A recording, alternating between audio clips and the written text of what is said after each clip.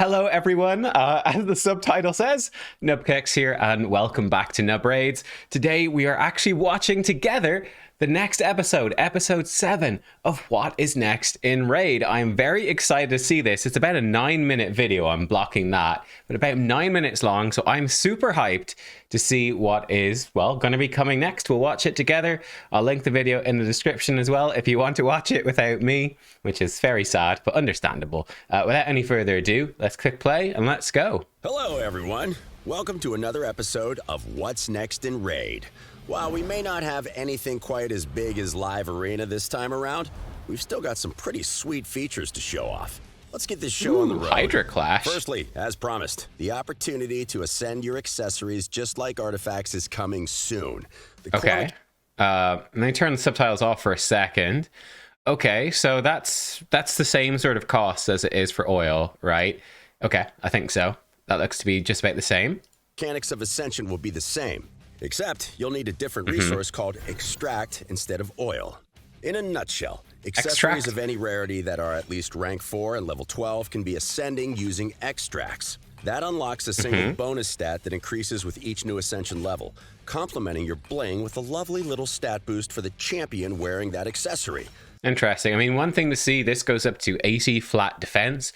That is the same as your normal gear. If you roll flat stats, it goes up to 80 defense or attack. Much it. But where do we get these magical extracts? El Name the Sand Devil now has a partner in crime. The Phantom Shogun's Grove is where you'll find these extracts. But like every other dungeon, there's someone there to stop you. Akumori the Phantom Shogun. He won't just let you take his stuff and run.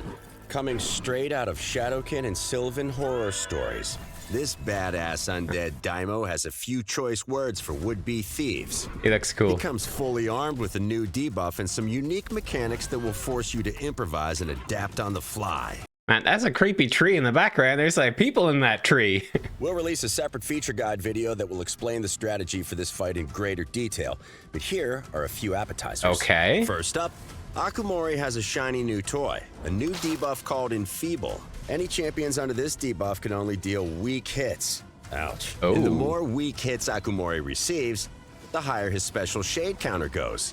Double ouch. As you have probably guessed, that's bad. Very bad, in fact. It increases Akumori's critical rate and critical damage, makes him immune to a bunch of effects, and sets him up to deliver devastating single-target nukes that ignore protective buffs. 100k hit, That's without mentioning the fact that once the shade counter is almost full, Akumori begins to ignore 100% of your champion's def as well. Okay. Triple ouch. I saw his counter go down there. Phantom Shogun also has a block passive skills debuff on one of his skills. Fun, or maybe not so fun fact, this is the first boss in Raid that's able to place block passive skills. Don't underestimate it. Losing those sweet passive skills at a critical moment is going to hurt. It's not all pain and suffering, though. Remember that shade counter? Well, I do. Awakened champions can lower that counter with their skills, so make sure to bring a few along for the fight. There's more good news. What champions can lower counter it? with their skills. Oh, so make sure to it's god, no. It's awakened. Oh, come on. Awaken. Like, please just let it work if they're 1-star awakened. What? No, why is it even a thing? Why is this even a thing? Oh, that's such a pain. Okay, well, awakened champions lower the counter with their skills. Lower that counter with their skills. So make sure to bring a few along for the fight. There's more good news, too. Akumori is one of the few bosses who doesn't have multiple AoE attacks. So champions that can use taunt can distract the big guy from the squishier members of your team. Oh, that's and, cool. As always, cleansers and champions who can block debuffs are going to be a must, especially to keep that nasty new Enfeeble debuff off your team. But that's I do see he has protected Enfeeble right there. That's interesting. Enough about the Phantom Shogun's Grove. Keep an eye out for our feature preview in the future, and we'll take you on a proper deep dive. Yeah, that's kind of interesting. I mean, we'll see exactly how it works. I'm a little bit skeptical. I have to be, honestly, because the last few bosses that they've done, let's be honest, have been not great. This one, maybe I'm a bit more hopeful for. I mean, taunt being a thing, that's kind of interesting, although it's very limited. Okay, we'll see.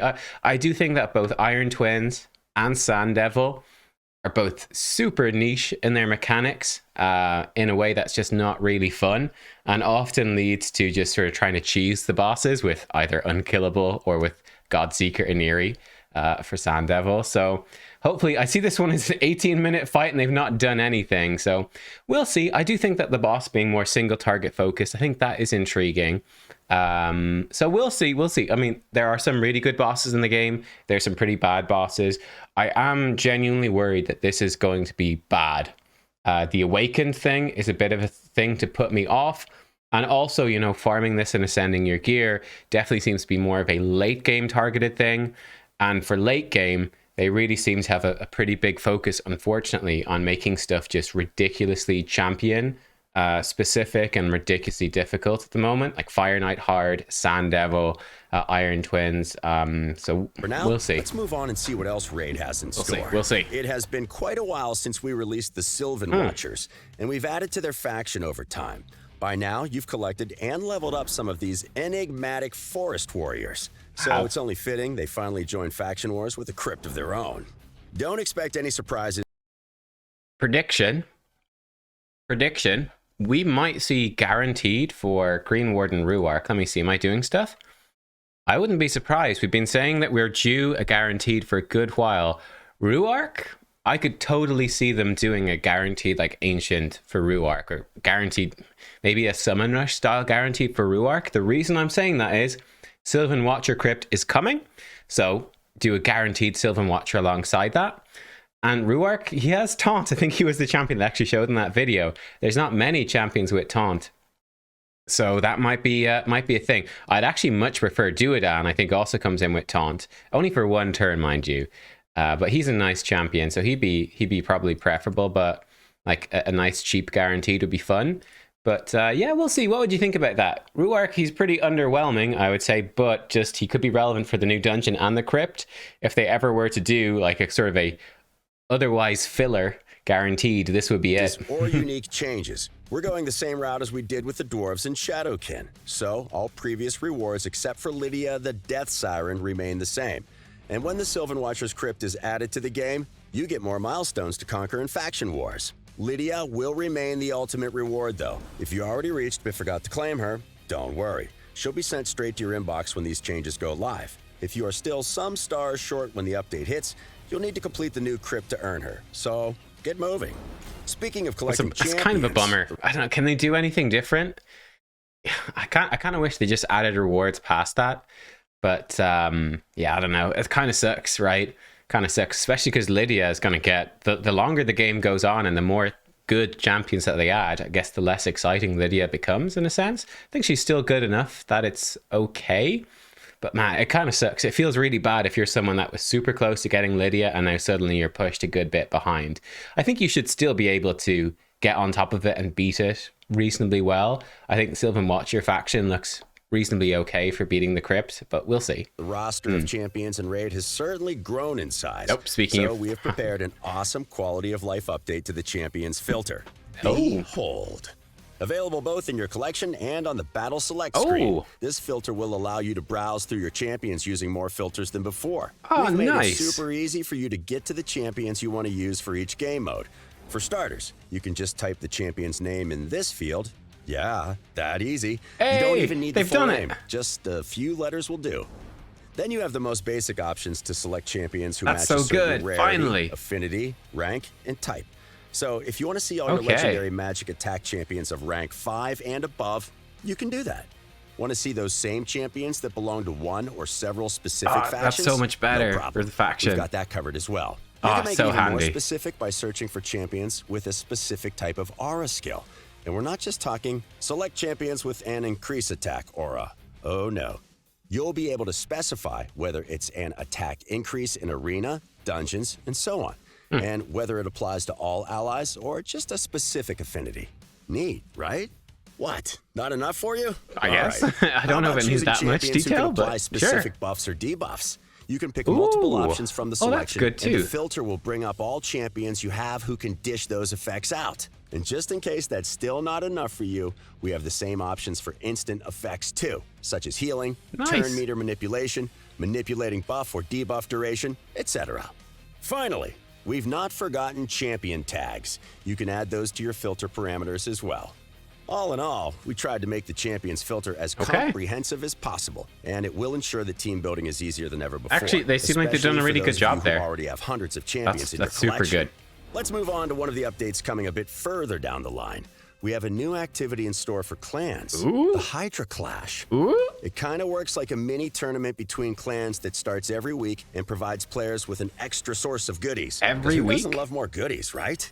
The roles are simple enough. 5 clans are matched against one another, and whichever clan deals the most damage to the Hydra and earns the most clash points wins. Simple. How do you earn these clash points? Smack that Hydra's head as hard as you can, and use multipliers to your advantage. These multipliers appear on the first battle for each difficulty, with the multiplier increasing as the difficulty ratchets up. Of course, no one will get to be sneaky and reap the rewards of their clan's hard work unless they participate. Players need to reach a certain damage milestone before they are eligible to receive any of the chests that are available through the Hydra Clash. Okay. What's more, the size of the reward directly depends on how much they contributed to the clan's performance. You'll need to put in a shift to earn the rewards. While we do have rewards for the 2nd and 3rd places, you'll definitely want your clan to coordinate and grab that top spot. Now, let's take a look at the goodies that await you inside those chests. I think the one issue I do have with this is Acrizia. Like, come on, man. Acrizia. No.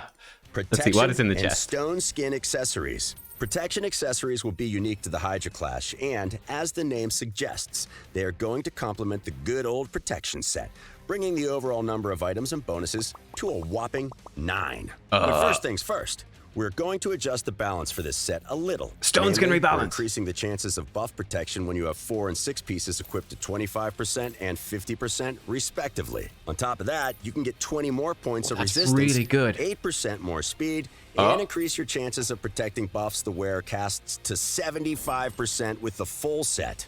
Not only... Okay, that's insane. That is insanely good. Wow. So wait, 8 plus 32% speed. It's not quite as much speed as a speed set, but that's damn close. Of course, you'd have to have a banner that rolled well on speed. And that's going to be very difficult to get it for the right faction and then get it with a good main stat on speed and at roll speed. And that's pretty nuts, though. Only that, but we're adding another new effect for the full set. Champions will deal 5% more damage for each buff placed on them by a champion with the full protection set. This is a must for support champions. Allowing them to place and protect buffs is a big deal, as well as increase the damage output for other champions. That's insane. That's so good. I would say for PvE content, this just became absolutely insane. For PvP, it is still very good. However, I mean, if you went in with a full 9-piece set, you're not going to have Stoneskin. You're not going to have any reaction accessories either. So you really want to be going first. If you don't go first, you're messed up. But man, that is an absolutely massive change. You saved this till the end of the video. Okay, what are they doing to Stoneskin? Then we have Stoneskin accessories. The new bonuses are as follows. 8% more HP for 7 pieces of the set equipped, extra 40 points of resistance for 8, and for the full set, we're increasing the shield granted at the start of each round from 50% of your champion's HP to 75%. If you want to really ruin an opponent's day, a couple of champions with full protection and Stoneskin sets will ensure that your precious buff combo is almost completely untouchable. What's the point of that? That's totally useless. That's totally useless in comparison. Wow, that's so much worse in comparison. So just makes the shield bigger. Like 9 times out of 10, the shield does not get broken. It's only going to get broken on your squishier champions. And like, honestly, would you not be better off with just reaction at that point? Reaction to turn the crits into weak hits so that the shield definitely doesn't get broken. I think that's how it works, at least for the first turn. But that's weak, man. That's weak. That's not so good. Yeah, I mean, the bonus HP resist, it's okay, but 75%. Okay. They didn't nerf Stoneskin. Really that's interesting. Let me just double check that. Sorry, and then we'll go on. Resist defense, Stoneskin buff for 2 turns with the 50% chance of blocking removals or steals. Okay, they didn't change it. I kind of wish, I don't know, I love Stoneskin. You guys know I exploit Stoneskin like it's nobody's business, but it probably should be nerfed, to be fair. protection and to Stoneskin give it a bit more will counterplay. ensure that your precious buff combo is almost completely untouchable. Like, I know they're bringing in the whole HP burns will damage Stoneskin, but I just don't see that actually breaking the Stoneskin shield, right? We'll see. We're coming to the end of the video, so we'll wrap up with our traditional parade of upcoming champions. The Gallon Pack's getting some sweet new legendaries, including a fiery salamander warrior, a vicious and ferocious orc, and a terrifying Ogren chieftain. Oh, he looks cool. Outside of the Gallon Pack, I like him. There's plenty more coming, including a pious Templar of the Sacred Order. The pipeline is stocked full of awesome champions on the horizon, so keep your eyes peeled on our social media for their arrival in game. And that's everything we have to show you this time around. Thanks for joining us, and we hope you're excited about these upcoming additions to the game. Don't forget to hit like, subscribe, and ring the bell to be kept up to date. Cool. I mean, like, could we make any predictions? This guy, I mean, he's red. He could be HP burn.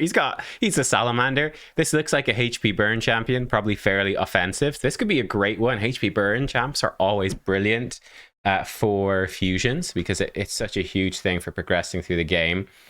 This guy, I mean, he's got a pretty gnarly looking weapon, but he's quite small and skinny. He's got like a bear trap, bear trap, like neck piece. That seems like a bad idea. He looks cool, orc. So he might be a damage dealer, but again, he's kind of skinny. But, I mean, then you've got Nogdar, so I could see that could still be a damage dealer. This guy, 100%. Yeah, this guy definitely looks like a support. This looks more like a staff than a weapon. He looks really sick, though. He's probably my favorite looking. Yeah, it's more of a staff than like a super weapony weapon.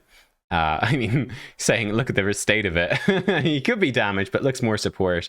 This guy, again, got a big two-handed weapon. So he might be, he could be a defense damage dealer. That could be cool. I say he definitely looks legendary. They all look pretty legendary. This guy could be an epic, I would say. He looks like he could be epic, but this guy looks legendary to me. This dude definitely looks legendary. This guy definitely looks legendary. Couldn't look more legendary if you tried. And this was a dwarf, wasn't it? It's almost got to be a dwarf. Of awesome champions on. Almost got to be a dwarf. He looks interesting. He looks quite like Goffred, actually. Again, he looks legendary to me. With a big old axe, he could be a damage dealer. I don't know. Lots of red. Could be Force Affinity. All that red. Who knows? But there you go, guys. What did you think of that? I think the champion filter is cool. We'll have to see. Obviously, prepare for the Sylvan Watcher Crypt. I might even do a dedicated video on it myself when it comes out. I did a video over on YST's channel if you want to check that out. Now, where we talked about it. Man, the Hydra clash, that is super hype for me. Obviously, he's a very Hydra focused content creator. That is very exciting. Like I said, it does bother me about Acrizia that it's like, Acrizia does so much more damage than the other options that people with Acrizia are just going to pull way ahead. But we'll see. I do like how you're, apart from that factor, I do like that it's a reason to push and get rewards for doing the most damage possible to Hydra instead of just cancelling out after a run. So I'm definitely going to have a lot of Hydra videos to do in terms of maxing out my teams in terms of damage and all of that. It's actually going to be kind of nutty. So that's very exciting. Champion filter's good. New champion set, cool. The protection set, that is a spicy one. That's a pretty big deal. 5% more damage for each buff. Like, let's say Duchess comes in and gives you 3 buffs. It's 15% more damage. Or Sifi, 15% more. Like, that adds up pretty quick. I guess, like, max HP damage is going to be capped and burns probably won't get upped. But, I don't know. Look, plenty there in this one. Thank you for watching. I hope you enjoyed. Let me know your thoughts down below. I'll see you all next time. Goodbye.